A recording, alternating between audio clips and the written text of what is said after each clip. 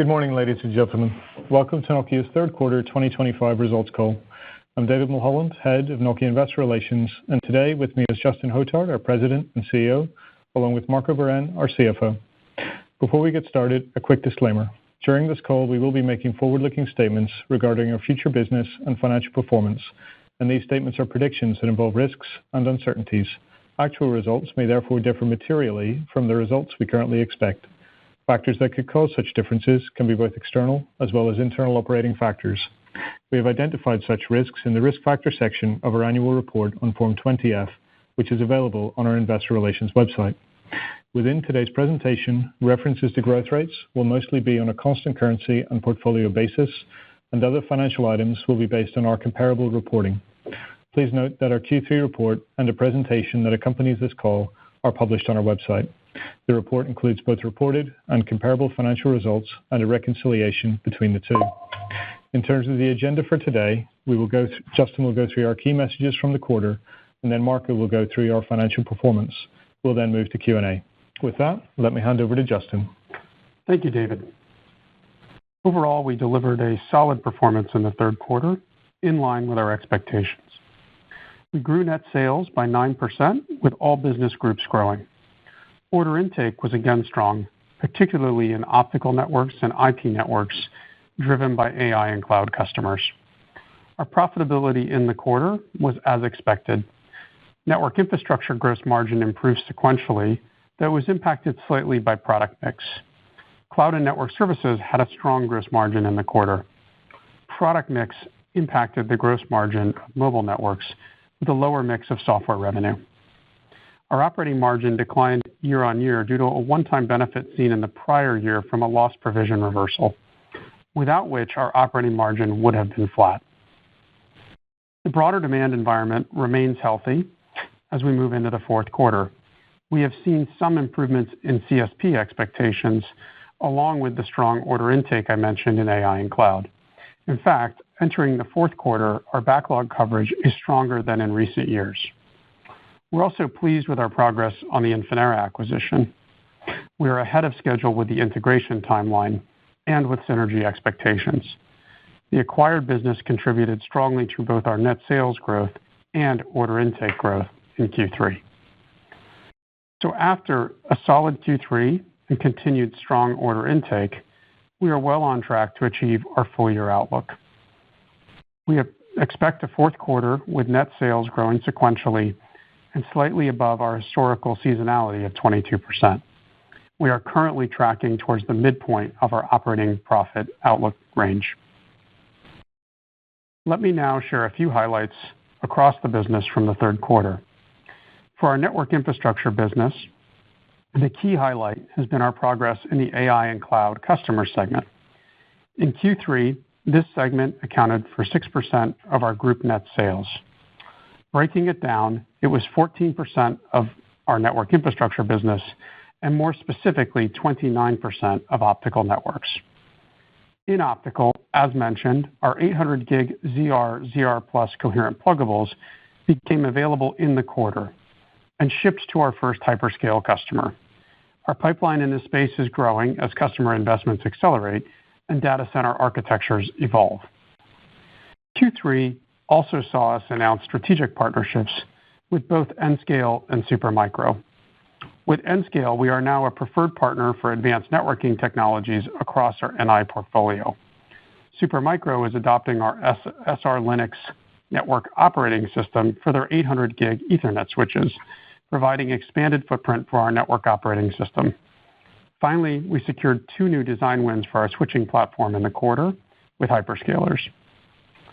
The market is growing rapidly, and while I'm pleased with these initial signs of progress in IP networks, clearly we still have a lot of work ahead of us.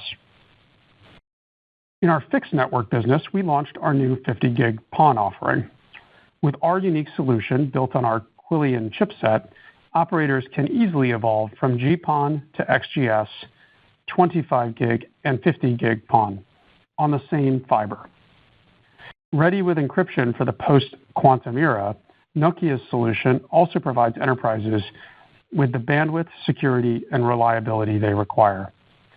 Customers like Frontier Communications in the United States are already using our unique PON technology to seamlessly introduce 25 gig PON.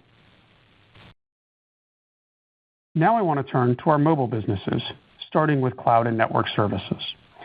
The team has delivered strong net sales growth and operating profit growth as it continues to focus on autonomous cloud-native architectures. In Voice Core, we became the market share leader in the first half of 2025, as reported by Dell'Oro. Approximately 70% of 5G standalone core network deployments outside China use a portion of Nokia's 5G core stack, and network penetration is still less than 30% for 5G standalone core. In mobile networks, we continue to see the market stabilize. We recently announced a deal with Vodafone 3 that will see us enter their new combined network in the UK as a major RAN supplier with approximately 7,000 sites. We are focused on improving the returns in the business over time, delivering for our customers, and differentiating through innovation. In Nokia Technologies, we secured several new agreements in the quarter. The team continues to be disciplined on productivity and operating leverage. While we are now entering the heightened investment phase for 6G standardization, we continue to see stability in our annual operating profit. In Q3, we completed a strategic review of our venture fund investments. We have decided to scale down our passive venture fund investments. Over time, we will substantially reduce the capital deployed in these areas. As a result, our venture fund investments are now reported within financial income and expenses. Going forward, we will consider targeted direct minority investments in companies that help us to accelerate our strategy. An example is the investment we made in Nscale alongside the strategic partnership that I referred to earlier.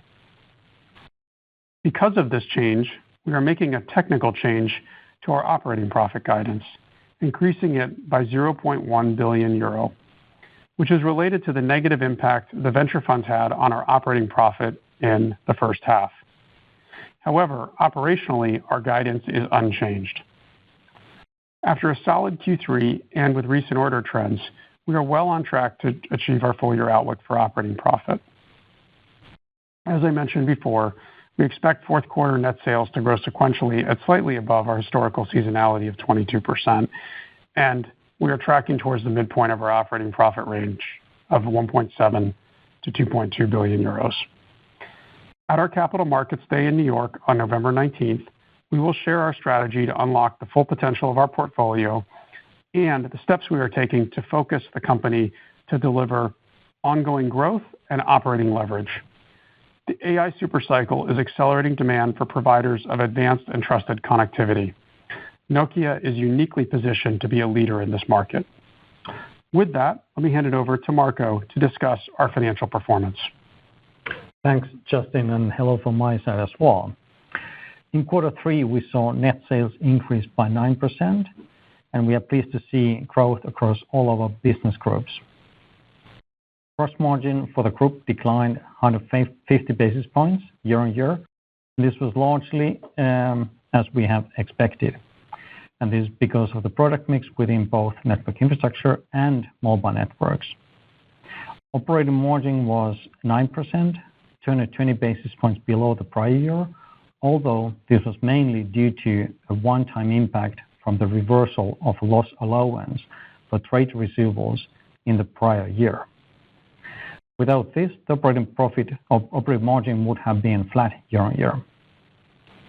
And we generated 429 million of free cash flow and ended the quarter with 3 billion of net cash.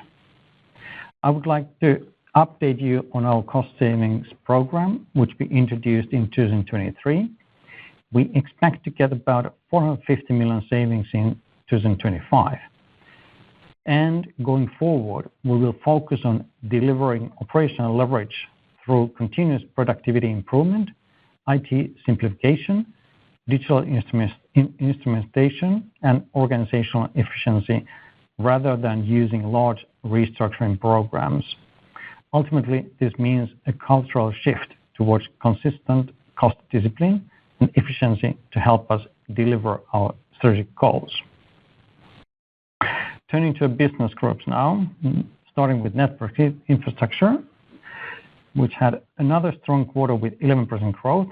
Optical Networks was the standout performer with 19% sales growth and continued to see strong order trends with book-to-bill well above 1. IP Networks also saw strong growth in orders in the quarter as we start to see an increased traction with AI and cloud, as Justin mentioned. IP Networks sales grew 4% and Fixed Networks grew 8% in the quarter. Gross margin was impacted by product mix and declined 190 basis points, although it did increase from the level we had in quarter 2. Operating margin declined because of lower gross margin, along with the increased investments in R&D and the acquisition of Infinera. In the quarter, we did see a small positive contribution to operating profit from Infinera as we start to see some initial benefit from synergies along with the growth in the business. Cloud and Network Services sales grew by 13% in the quarter as we continue to see strong demand for our cloud-based core platforms. Gross margin increased 380 basis points as we improved cost of delivery along with the operating leverage benefit of higher sales. Operating margin also increased by 250 basis points, with some of the gross margin strength partially offset by higher R&D expenses. And Mobile Networks net sales increased by 4% year-on-year, driven by growth in Vietnam and Middle East and Africa. In quarter 2, we said we expect quarter 3 gross margin to be lower than normal, reflecting a lower software contribution, and this was indeed the case. Year-on-year, we saw 370 basis points decline. With respect to operating margin, although operating expenses declined, the reversal of a loss allowance in the prior year meant that operating margin declined. Without this, the operating margin would have only slightly declined, despite this being a quarter with a low software contribution in the mix. Turning now to Nokia Technologies, net sales grew by 14% in the quarter, and we signed several new deals in quarter 3. Our annual net sales run rate remains at approximately 1.4 billion. Operating expenses in quarter 3 saw some timing benefits and therefore will increase slightly in quarter 4. We continue to expect 1.1 billion operating profit for the full year in Nokia Technologies. Now let's look at the net sales by region. In North America, we saw strong growth in Network Infrastructure and Cloud and Network Services, while Mobile Networks declined slightly. In APAC, India sales grew in Network Infrastructure, driven by strong demand for fixed wireless, while Mobile Network sales returned to some modest growth. Outside of the benefit we saw from Nokia Technologies, Europe was stable in quarter 3. Now, turning to our cash performance, we ended the quarter with a net cash position of 3 billion euros. Free cash flow was positive 409 million euros, consistent with our profit generation and well-managed working capital. We continue to target 50 to 80% free cash flow conversion from comparable operating profit for the full year. Thank you, Justin and Marco. Before we turn to the Q&A session, you should already have received an invitation to register for our Capital Markets Day, which, as Justin mentioned, will be held in New York on the 19th of November. We hope as many of you as possible will be able to join us at the event. As usual, for the Q&A session, as a courtesy to others in the queue, could you please limit yourself to one question and a brief follow-up? Kaylee, could you please give the instructions? We will now begin the question and answer session. If you are also viewing the webcast, please remember to mute the audio on your computer before asking your question, as there is a 30-second delay. Kaylee, to ask a question, Please press star 1 on your telephone and wait for your name to be announced. If you're using a speakerphone, please pick up the handset before pressing your key. Are you there, Kaylee? To withdraw your question, Session, please. yes, let's go. I'll now hand back to David Mulholland. We will take our first question today from Artem Beletsky from SEB. Artem, please go ahead. Yes, hi, and thank you for the presentation. So my question would be relating to IP networks and switching business on that front. So how do you see the progress on that front in general? And you have also set a target 3 quarters ago what comes to year 2028. So are you well tracking on it? One second. Could you start your question again, please? We had a slight technical issue on our side. Yes, no worry. No worries. Can you hear me now? Yes, we can hear you. Okay, great. So I would like to ask a question relating to IP networks and your initiatives what comes to data center and switching business. So you mentioned that you have some new design wins during the quarter. So how you are tracking against your targets for 2028, and also should we anticipate some contribution to revenues looking at upcoming quarters? Thank you.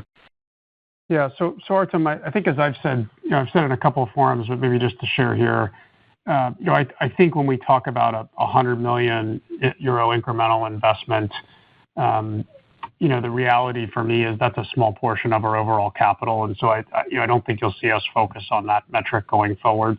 What I will say about the business is I was pleased with the wins. I'm pleased on the book-to-bill in IP networks overall. The reality is we all know is that we're still a fairly small player in this space, well behind some of the market leaders. So we're at the start of a journey. But the announcements we've made, I think, are positive. The metrics are positive. It's much more work to be done longer term. Did you have a quick follow-up, Artem? Yes, absolutely. So maybe a more general question. So looking at your growth opportunities what comes to AI and cloud. So it was 6% of sales in the quarter, so increase compared to Q2. But in general, looking at the next couple of years, where do you see the biggest growth opportunities looking at different customer segments? So whether it's like hyperscalers, enterprise, or sovereign side, where you see the biggest opportunity for you? Yeah, I think first of all, the biggest opportunity is clearly in the hyperscalers and the neo clouds. That's driving most of the demand. Obviously, the partnership with Nscale is a good example of our focus in this area. We've made other announcements in the past, and we also believe that that sovereign clouds will present significant opportunity for us over time. As we've talked about before, we're optimistic about the work that's being done in the EU as well as in other regions. So we think that these are all important growth segments for us. But clearly, the demand today is largely coming from the hyperscalers and some of the larger neo clouds. Thanks, Artem. We'll take our next question from Simon Leopold from Raymond James. Simon, please go ahead. Appreciate it. Thank you for taking the question. So nice to hear about the progress in the hyperscalers. I want to dig a little bit more deeply here in that more recently we've heard about an application referred to as scale across for optics, which I think of as basically data center interconnect on steroids. Could you talk a little bit about what this means for Nokia in particular and how you see that as an opportunity?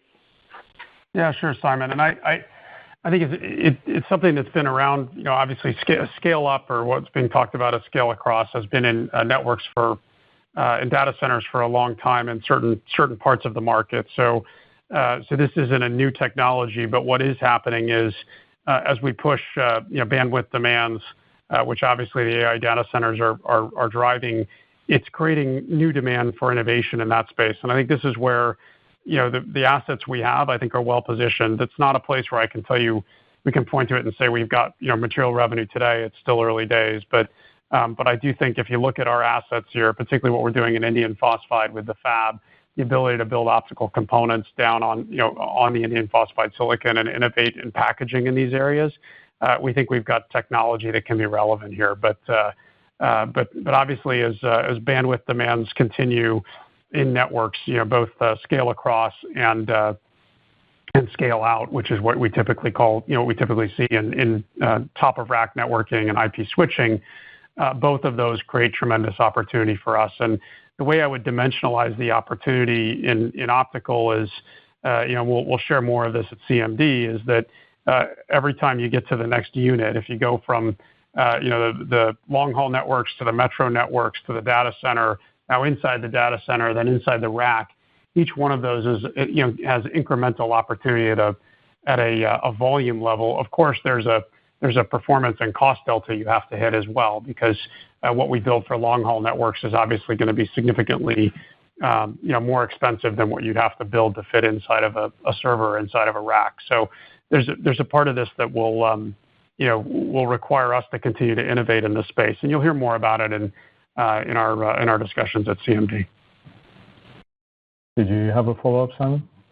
Sure. Thank you. I presume we'll talk about the long-term strategy, of course, at the Capital Markets Day, but I'm wondering if you could provide us a few thoughts on how Nokia's plan is regarding 6G mobility investments. Have you started investing? Is that in the R&D today? Is it something that starts in 26, or is it something further out in time? I'm just really focused on modeling for the moment, because I expect we'll hear some more at the Capital Markets Day next month. Thank you. Yep. Yeah. So on technology standardization, which is obviously very important and relevant for tech, that work has already started, and the investment is ongoing. And as I touched on in my comments, we're going to go through a bit of an investment. You go through a bit of an investment cycle in that space. So that ramp is happening, and we obviously reiterated confidence in the on the ongoing profit outlook for Nokia Technologies as a part of that. So I think that gives you some indication from a modeling standpoint. For MN, we've talked about this publicly. We're doing work on early on 6G pre-standard 6G radio technology. There's more work here. I think the thing for me in this space is, and Simon, and I've talked about this a little bit in comments as well, is I think there's a lot of focus on, for obvious reasons, on the G transition, the 3G, 4G, 5G, 6G. I actually think what's more important for us is what we've done in cloud and network services, which is the pivot to a cloud native core. And then you look at the results and the performance on share capture and revenue growth.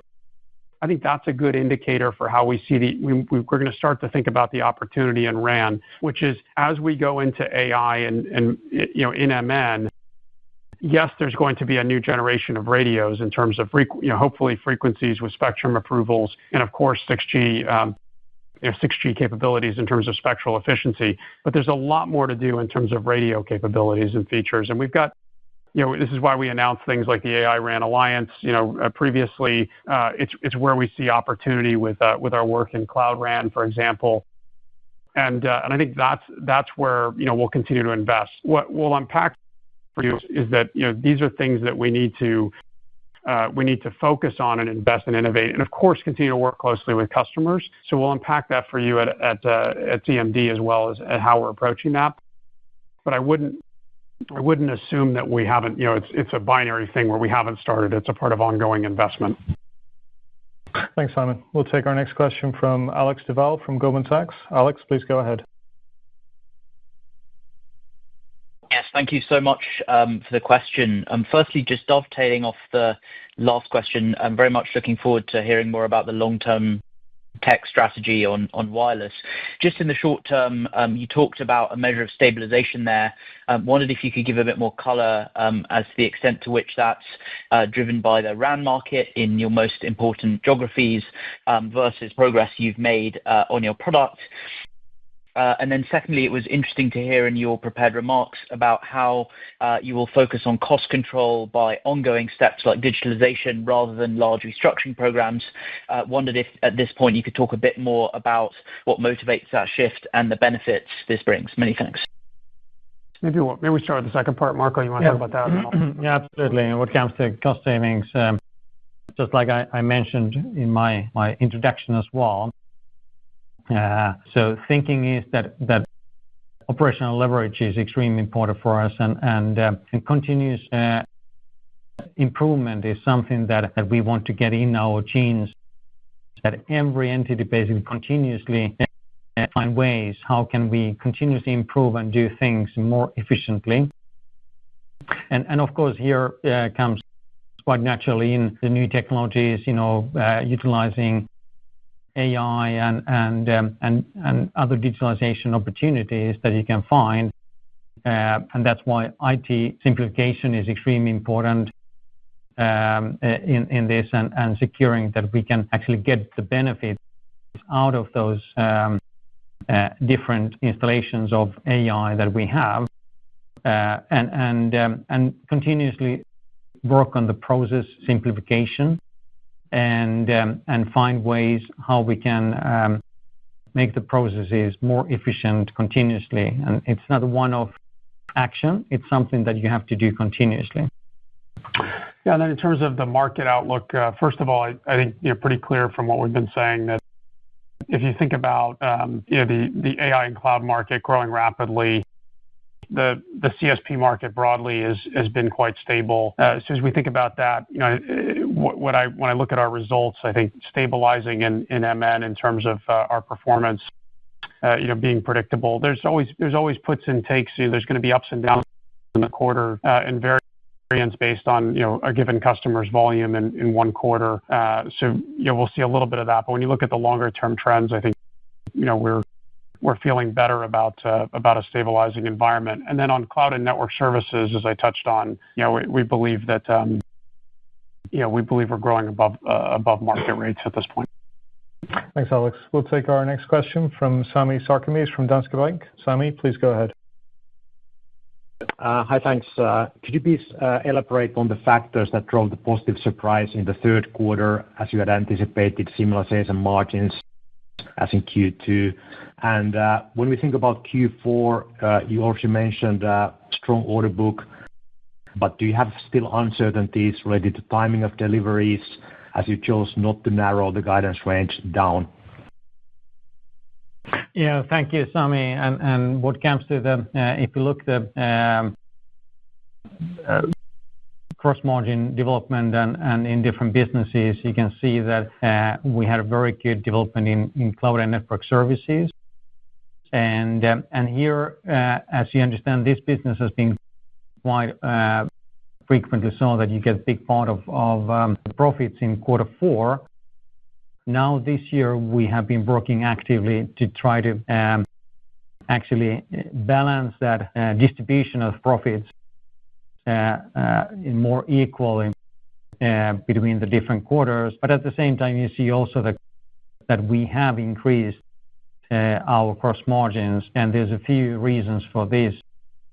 One is, of course, that we've seen a good traction on 5G standalone core implementations, where we have been very successful gaining market share. And then, of course, we've been working quite a long time in the CNS as well to clean up the portfolio. And this, of course, giving result as well. And the third point I would say as well is that also in our core business, CNS has been working heavily to take cost out and make things more efficiently, and by that improving the margin levels. Did you have a follow-up, Sami? Maybe a detailed question on the 6% exposure to AI and cloud in the third quarter. I think you mentioned 5% hyperscaler exposure after Q2. These are different metrics, right? These are comparable, Sami. So think of the 5%, 6% as Q3. Thanks, Sami. We'll take our next question from Richard Kramer from Arete. Richard, please go ahead. Thanks. Justin, when we look at your competitors into the various NI divisions, many of them are point solutions in one or another of the fields of routing, optics, or fixed. In the current hyperscaler and Are these areas being kept separate, or do you think that the end-to-end promise we heard about so much from both of the prior CEOs at Nokia is finally being realized, at least within NI? Well, I think a couple of things on this, Richard. So first of all, for me, clearly fixed access is its own business, and the technology and innovation there is coming out of a few markets. I mean, the largest one for us obviously is in the U.S., but there's other markets where we're seeing technology and innovation opportunities, and so I think that's almost its own trend. And I shared the discussion around the 50 gig PON, but this capability that we have to allow you to add new technologies in line in your terminals, we think is a true differentiator. We hear that from customers. The customers using it believe it gives them value because they don't have to invest in a complete infrastructure upgrade to overhaul. The key message there is we're competing on the technology's merits itself. And I think if you look at IP switching and certainly in optical networking, I would say the same. We've got to win on the technical merits themselves. I mean, we've got very capable customers across our portfolio, AI and cloud, as well as CSPs that want to buy best of breed technologies and enable their solutions and execute on their strategies and deliver value to their customers. And our focus has to be on doing the things that add value to them. And where I think there's leverage and synergy for us is being able to see what's happening across these markets and bring greater scale and innovation to them. But I think that for me the term isn't end to end. It's you've always got to have best of breed products, best of breed technology, and then you've got to be able to leverage the ecosystem so that you're obviously you're better together. But it's not something that we do that. Assume we could have a deficiency in one area. That's certainly not how we think about it. And just building on what Justin said, that of course the compatibility is very important. So that's a benefit that we can get compared to competition, which only go with one product. That when we come with several products and they are best of breed and customers buy those, that those actually work well together. Did you have a follow-up, Richard? Yeah, quickly for Marco. We saw a reduction in your forecast restructuring cash outflows from 450 to 350 and an increase of 50 million in gross cost savings. Is this Nokia finally transitioning from what's been a decade-long restructuring to maybe being able to focus more beyond 26 on just growth? Yeah, I would say that the important thing is that we want to avoid these large-scale restructuring programs going forward and more get this into our DNA as continuous improvement and cost focus and secure that we continuously find ways how we can take out costs in our fixed cost basis and our operations. And utilize all the digitalization opportunities that could bring instead of doing these large scale cost cutting programs. So that's our focus going forward. Thanks, Richard. We'll take our next question from Felix Henriksson from Nordea. Felix, please go ahead. Hi, thanks for taking my question. Good to see Infinera turning positive on operating profit contribution, and I wanted to ask about that in light of the progress that you made on integration, do you see the 200 million in run rate operating profit synergies for 2027 as conservative? And are these savings something that you will have to reinvest in the growth in the optical business, kind of what you're doing in the IP side of things? Thanks. Yeah, multiple questions in there. So let me sort of answer. First of all, yeah, we'll provide a full update at CMD on our view, but I would say, certainly well on track on our commitments, as we've talked about on the cost synergies. Clearly, with the growth that we're seeing ahead of our expectations on top line synergies. And then I think in terms of investment, what I would say is we'll talk more about that talk more about that in CMD, but we're going to be very disciplined in capital allocation. Obviously, you saw one dimension of that with our decision on venture funds this quarter. But this is a place where if we see the opportunity to accelerate or enhance returns, we'll make continued investments. But right now, I think again, pleased to be on track on the cost synergies and thrilled to be running ahead of expectations on revenue. Thanks, Felix. We'll take our next question from Rob Sanders from Deutsche Bank. Rob, please go ahead. Yeah, hi.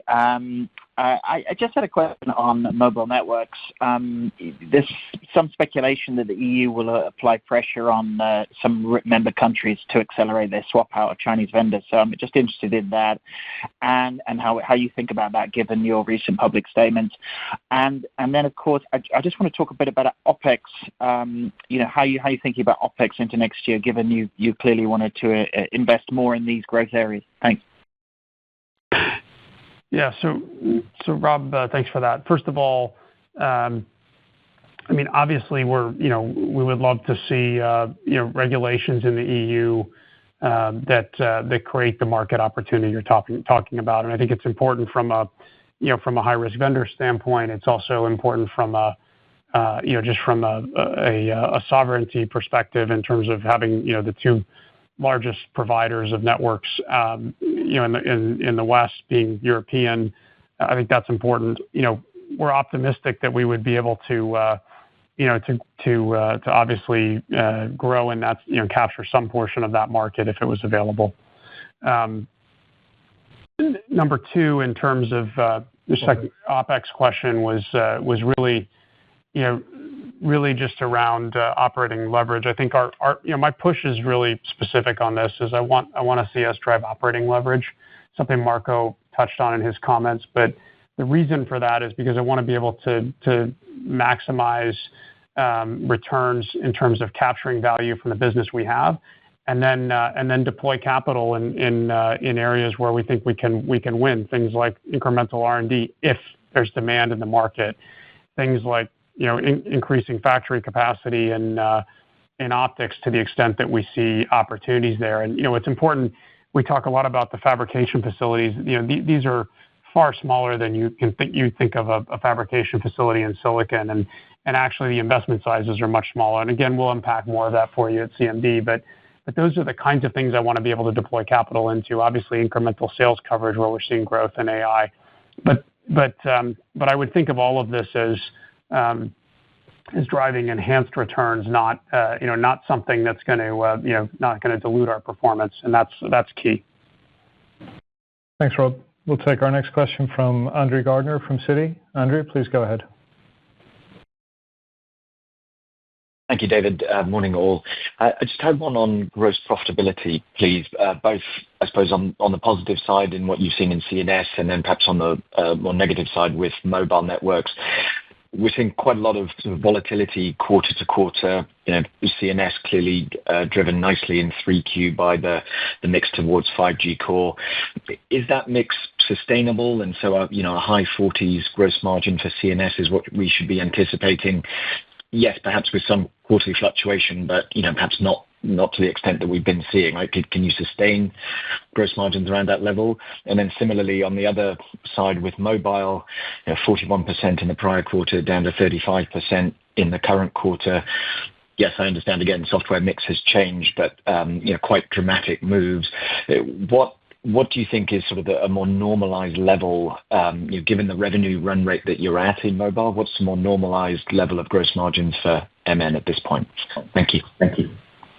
Yeah, thank you. If I start with the mobile network side, there is variability, and that's why we usually say that mobile networks would be better to look on an annual basis or 4 quarters, because you have always some product mix fluctuations. The level of software has a big impact on gross margin, and that you see also between quarter 2 and quarter 3, while we see this fluctuation between those quarters, where you have more software in quarter 2 and less in quarter 3. And I would say that If you look on a longer term or annual basis, then you can see the levels of Mobile Networks gross margins and get an understanding of where it is and how we are tracking compared to previous year. And then what comes to CNS, I mentioned earlier already a few points there that what about the reasons for the improved gross margins. And we definitely believe that it is sustainable.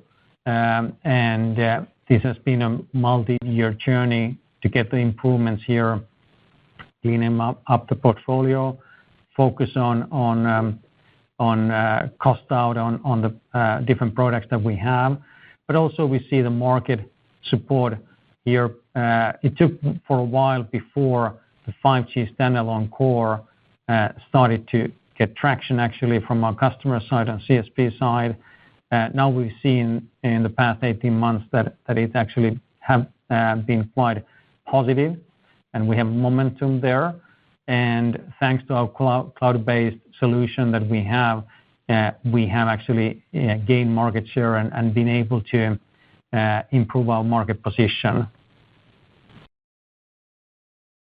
Thanks, Andrew. We'll take our next question from Daniel Djurberg from Handelsbanken. Daniel, please go ahead. Yeah, thank you. And congrats to strong numbers. I actually would like to continue on that question. I had the same more or less. On the Mobile Networks, the software upgrades on standalone seems not to be in tandem, at least with the CNS on the 5G core. So should we expect to have a little bit of a upgrade in the baseband software, radio unit software, or ahead of us on back of the 5G standalone core now being lit on? Thanks. Usually, I can start, and Justin, if you have anything, you can add as well. What usually happens is in the new generation is that you first install the hardware, baseband and radios, and when you see that the demand increases on the customer side, then you actually implement the core as well. When you see that actually you need those features that the new generation can offer. And this is exactly the same example here in 5G. In the beginning, the 4G core was still functional quite well and on the early 5G installations. And now when there's more opportunities to slice and dice the network, you need actually a 5G standalone core to be able to capture those opportunities and offer those services to your customer base. Yeah, I would just add a couple of things. I think we want to make sure we're clear on the Q2 to Q3 margin impact in MN is timing because of how we release software in this portfolio, which is we release an upgrade. We then recognize the revenue of those upgrades as they get deployed into customers, and they, largely customers take the release. And so that's the timing dimension between Q2 and Q3. But also realize that the MN baseband software, which is the majority of the software revenue we have in Mobile Networks today, is still largely in a legacy, what I would call a more legacy appliance model. Cloud and network services, or our core networks, have moved to a cloud model, and that means you have we have more subscription-based pricing. We have more ratable deployment. That means customers will be paying on a recurring revenue basis for an ongoing support and service. So whether it's subscription-based models there, it's a different business model in that dynamic.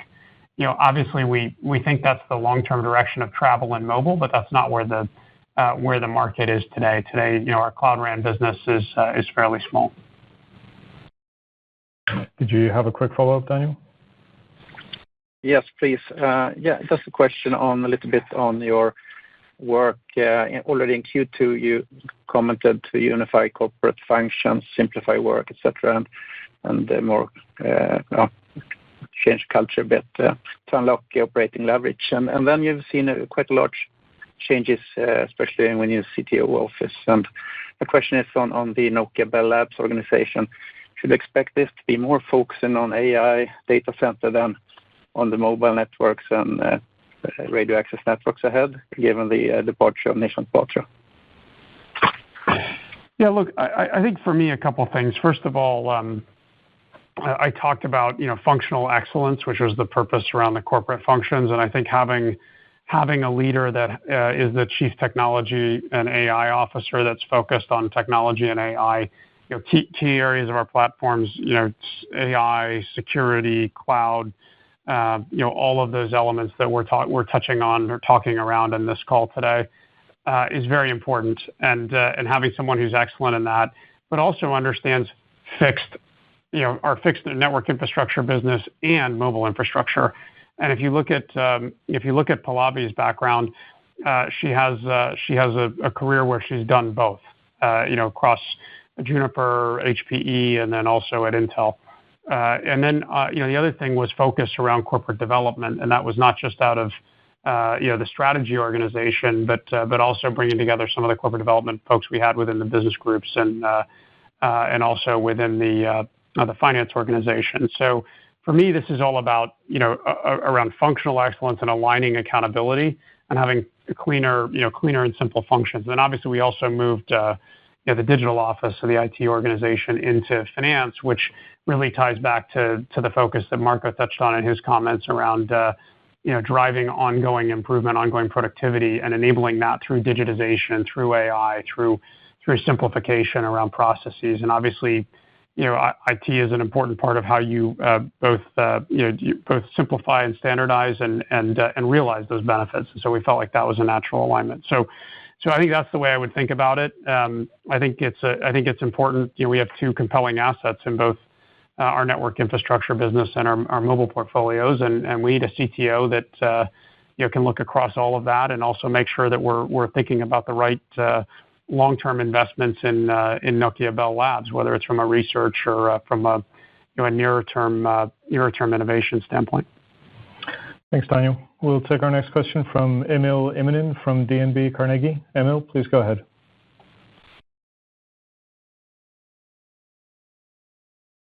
Hi, can you hear me? Yep. Yes, we can hear you now. Yeah. Thanks for taking my question. So I wanted to maybe ask a little bit on the demand in Europe in general. So on the revenue decline on some parts in NI and also in mobile networks in Europe, do you see that this is more, let's say, structural, or would you say that this is temporary in the way that Europe is just not investing right now? Or how do you see this developing going forward?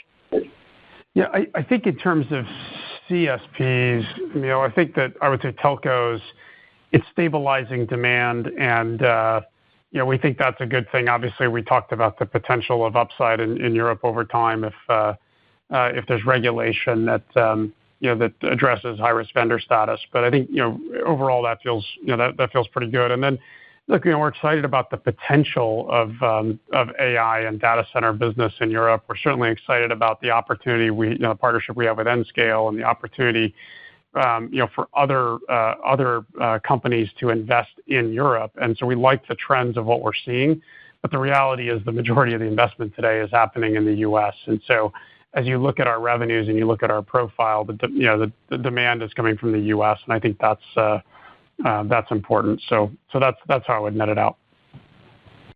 Did you have a quick follow-up, Emil?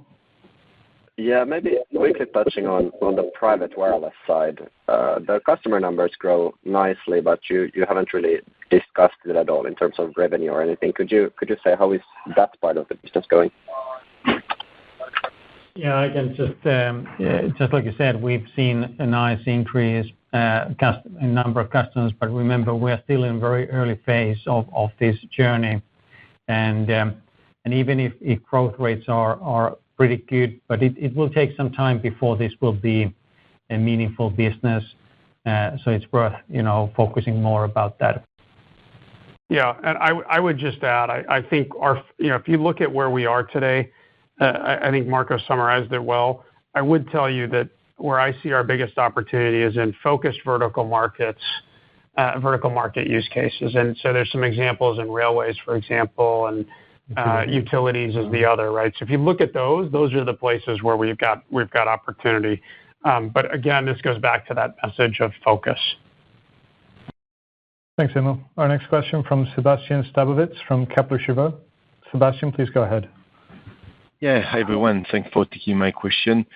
Coming back to mobile networks, your business is going back to moderate organic growth in the third quarter, but you remain close to break-even rather those days. How do you plan to return to more decent margins in the coming years? Maybe not double digit, but maybe high single digit.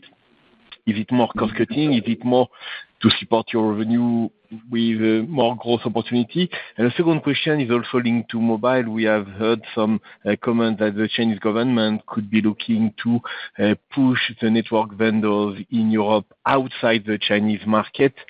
Is this something that you already see in your order intake in China, or is this not something that you see already in your business? Thank you. Yeah, absolutely. I mean, I addressed this a little bit in my comments. I think on mobile networks, we're absolutely, one of my priorities right now is on improving the returns. And I think we do that in a couple of ways. Continued tight focus and tight engagement with customers. It ties a little bit to the second question you asked, which I'll address in a minute, but tight, focused engagement with customers, particularly those customers that want to co-innovate and collaborate with us. Because I think differentiation for us longer term comes through innovation and technology leadership. That was historically where the market was. I would say that obviously if you go back 5 years, the company's business was in dire straits because we weren't in that case. We've now stabilized the portfolio. But as an industry, and I think certainly as a player in this industry, we need to continue to innovate. So that's as much of a preview as I'll give you to CFD, but I'd encourage you to attend. But I think absolutely that's the line of where we're headed. And then in terms of China, this is one of the places where we've largely we're largely not exposed. The revenue in China has come down massively over the last few years. So the reality is it's a fraction of our revenue today, and our market share is fractional in mobile networks in China. It's not a core market for us. So the communications from the government, obviously we follow those closely. We respect and support their decisions. And the reality for us is we're going to focus on markets where we believe there's significant opportunity and customers where we believe we can collaborate and innovate. And I think there's more opportunity ahead for us. Thanks, Sebastian. We'll take our last question from Didier Scemama from Bank of America. Didier, please go ahead. Yeah, good morning. Thanks, David, and thanks for taking my question. A question for Justin, really. You've been in the job now for a few months. I just wondered if you could share your thoughts about the direction of the business strategically, especially when it comes to the mobile networks, the core activities and also IPR, which are vastly different, I guess, from your day-to-day activities, which presumably are focused on getting those AI and cloud contracts. So that was my first question, and I've got a quick follow-up. Thank you. Sure. So Didier, look, I think probably nothing I haven't shared in my comments. I think we have two businesses, network infrastructure and mobile businesses in the portfolio. I mean, obviously, if you look at the comps, there's 4 major providers of mobile infrastructure. They all have 3 things. They have core networks. They have They have the radio networks, which was what we call MN, and they have IP licensing, which is what we call tech. So I think we've got a pretty clear. It's pretty clear you need the full portfolio. If you look at the players that have not had the full portfolio, they've all struggled to innovate or sustain a foothold. And so I think that's for me number one. In terms of the difference, look, as I've said before, I think connectivity is going to be an area where performant, reliable, and trusted providers are going to be very valuable. And the reality is we have a portfolio that plays across all of those core elements of connectivity. What we're seeing today with AI, and I think the thing that candidly we weren't capturing as a historical Nokia prior to the Infinera acquisition as much as we could have, was the fact that in our optical and IP businesses, the market, the technology investment or the technology leadership had shifted to cloud and now AI and cloud. So now we're starting to capture some of that. Like I said, I'm pleased with the progress there. And I think you're going to see those same trends happen and roll into mobile over time, because ultimately, if you think about some of the compelling uses of AI, autonomous vehicles, robotics, smart glasses, virtual reality, augmented reality, they all need mobile connectivity. And I think that will be favorable. But I don't know if the answer, I don't think the answer is going to be doing the same thing we've always done. I think we have to continue to innovate. And that's why I like what we've done in cloud and network services with setting up a autonomous cloud native core stack. And I think there's more opportunity for us ahead in mobile networks. Again, it's going to require the things I talked about: focus, collaboration, and co-innovation with customers, and an emphasis on best of breed technology and strong partnerships. You had a quick follow-up, Didier? Yeah, completely unrelated on the Nokia technology side. So, I mean, Nokia sold their phone business to Microsoft, 10 years ago or so. So I just wondered, how is the innovation pipeline in the IPR business for, the non-standard essential patents? Is there a risk of a cliff at some point as you're not in the phone business, or are you, confident that you can continue to monetize the SCPs and non-SCPs at least at the current level? Yeah, absolutely. I mean, I think this is a good question. So just back to the comment I just made. Again, every player of scale in mobile infrastructure has a strong IP business, what we call tech. With the changes, I didn't touch on this in my earlier comments, but with the changes we made in the CTO office, we've also now really tightly aligned the standards team into tech. But we see, we see very good, good stable revenue in the business. We've said already we're starting to invest in 6G monetization. That's important for us, and we see we also see other emerging revenue streams in other segments. So I think the business is very healthy. The team's doing an excellent job. They're also doing, I think, probably the best job of any of the businesses right now in pushing on operating leverage so that they can continue to deliver the performance they need to. And you'll hear a little more about that in CMD. So that's the last plug I'll make for CMD. But we'll talk about some of that as well there. Thanks, Didier, and thanks, Justin and Marco, for the comments. Ladies and gentlemen, this concludes today's call. I would like to remind you that during the call today, we have made a number of forward-looking statements that involve risks and uncertainties. Actual results may therefore differ materially from the results currently expected. Factors that could cause such differences can be both external as well as internal operating factors. We have identified such risks in the risk factor section of our annual report on Form 20-F, which is available on our investor relations website. Thank you for joining us.